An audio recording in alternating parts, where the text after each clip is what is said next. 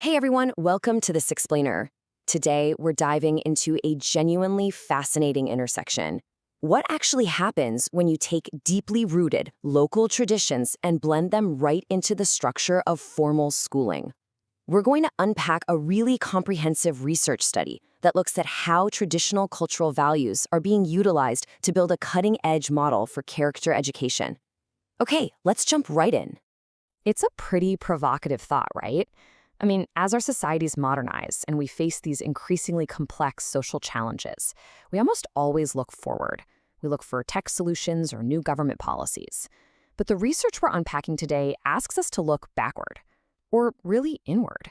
Can the ancient traditions and the collective wisdom held by a local community literally provide the blueprint for solving modern moral crises?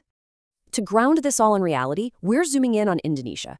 Like a lot of rapidly developing nations, Indonesia has been dealing with a real, tangible surge in crime rates and what a lot of folks there view as a serious moral decay. And the realization they've had is that standard academic stuff, just teaching math, science, and literature, it just isn't cutting it when it comes to solving a holistic societal issue.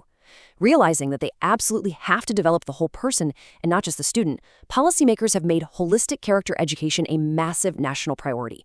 And to do it, they are actively turning to their own cultural roots for the solution. Section 1. The Cultural Toolkit. Now, the researchers make a really sharp distinction here between ethics and morals, which is honestly a difference a lot of us just completely overlook.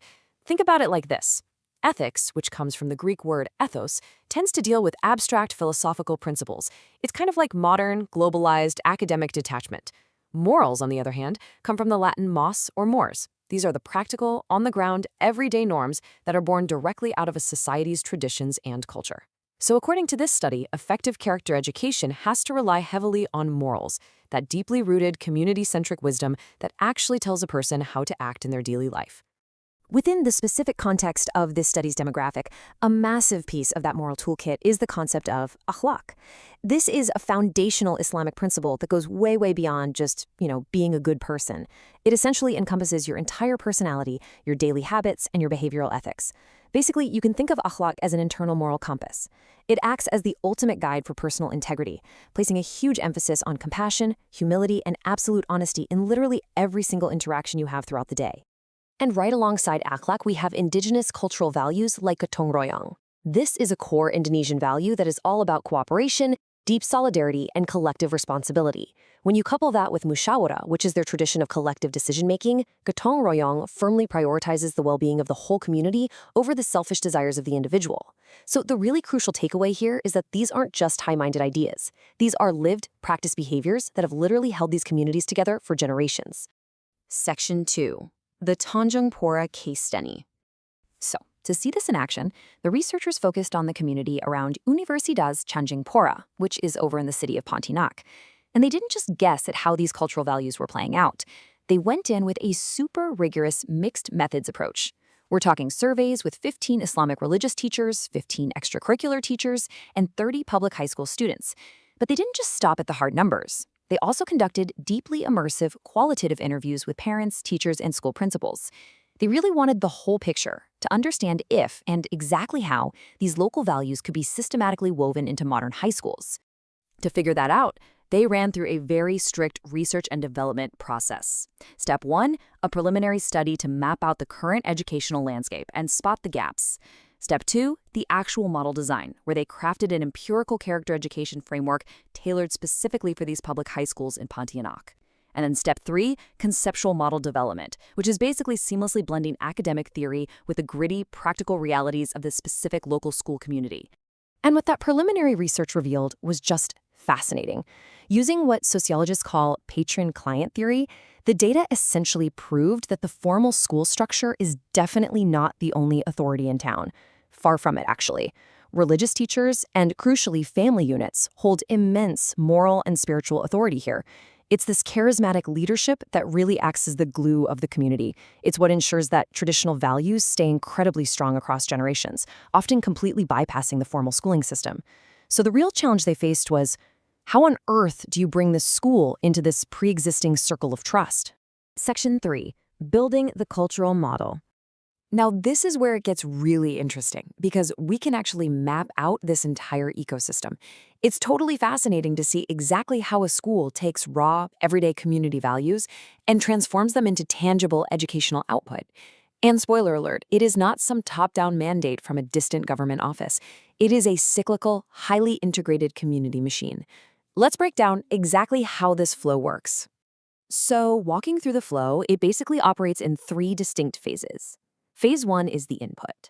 This is where the community, the parents, and the school leaders all sit down at the table together to mutually agree upon and formulate the character values, drawing heavily on things like akhlaq and Gotong Royong. Then phase 2 is the process. Those agreed upon values don't just get shoved into some standalone one-hour ethics class. No, they are integrated into absolutely all subjects, from math all the way to physical education. Finally, phase 3 is the output.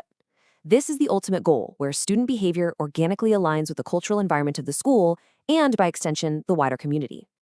But of course, a model is only as good as its execution, right? The researchers identified a few absolutely crucial success factors to make this actually work. First off, you need culturally aligned resources, and you absolutely must integrate these values into extracurriculars, not just the standard classes. But listen, the absolute most crucial element here, it's the human factor. If the principals and the teachers aren't acting as living, breathing role models of these values, if they aren't demonstrating akhlaq themselves in the hallways, the entire system just collapses. It requires a genuinely supportive environment that stretches all the way from the classroom straight into the living room. Section 4. Education, Culture, and Community. A massive takeaway from the researchers here is the absolute necessity of school autonomy. You see, a one-size-fits-all national curriculum, it almost always fails at character education, simply because it lacks that local resonance. Schools have got to be granted the autonomy to develop locally relevant curricula that actually reflect their specific environment. Because when learning is intimately connected to a student's own cultural background, it massively boosts their motivation. It makes the lessons real, and it radically strengthens the ties between the school itself and the community it's supposed to serve. The authors actually sum this up perfectly in their conclusion with this incredibly powerful quote. They write, "True education does not exist in isolation from the community's cultural heritage. Rather, it plays a vital role in shaping the community's character by preserving and promoting its cultural values." So education, when viewed in this light, isn't just some factory that pulls students out of their community to process them. Fundamentally, it's an extension of the community itself, built to preserve its very soul. Which leaves us with the question, kind of turning the mirror back on you for a second. Think about where you grew up, or maybe where you're living right now. How do your own community's values shape the next generation? Are the schools in your area reflecting the deep-seated morals of the community, or are they kind of operating in a silo? The Tanjungpura case study really proves that when we take the time to align modern education with traditional wisdom, the results can be profoundly transformative. Thanks so much for joining me for this explainer, and keep questioning the structures around you.